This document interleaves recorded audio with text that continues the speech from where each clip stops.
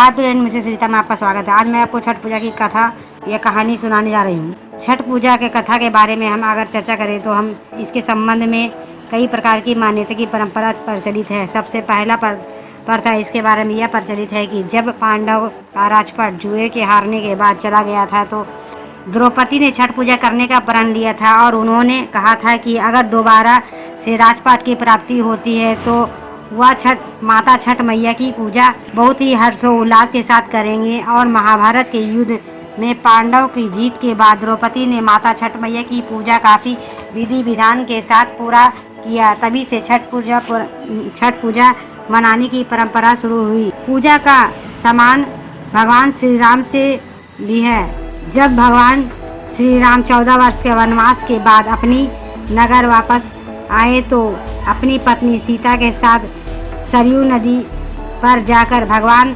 सूर्यदेव को जल अर्पित किया और उनकी पूजा भी की।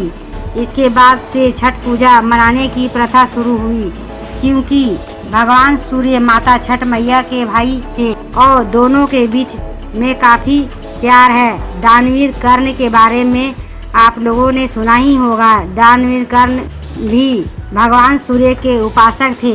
वह नियमित रूप से उनको जल अर्पित करते थे। उसकी वजह से छठ पूजा मनाई जाती है, क्योंकि छठ पूजा में भगवान सूर्य की पूजा भी की जाती है।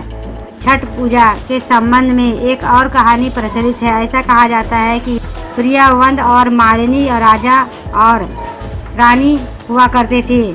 उनकी कोई संतान नहीं थी। उन्होंने कहा है कि कड़ी तपस्या के बाद एक संतान की प्राप्ति की, लेकिन जब वह संतान का जन्म हुआ उनकी मृत्यु तत्काल में ही हो गई।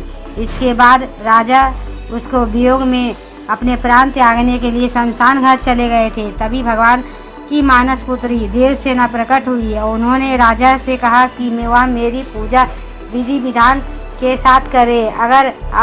अगर वह ऐसा करते हैं तो उनकी संतान जीवित है। इसके बाद राजा ने काफ़ी हर्षोल्लास और धूमधाम के साथ देवी और देवसेना के पूजा की और इसके फलस्वरूप उन्हें पुत्र प्राप्त हुआ। और तब से ही छठ पूजा मनाने की परंपरा शुरू हो गई, क्योंकि ऐसा कहा जाता है कि छठ पूजा करने से पुत्र की लंबी आयु होती है।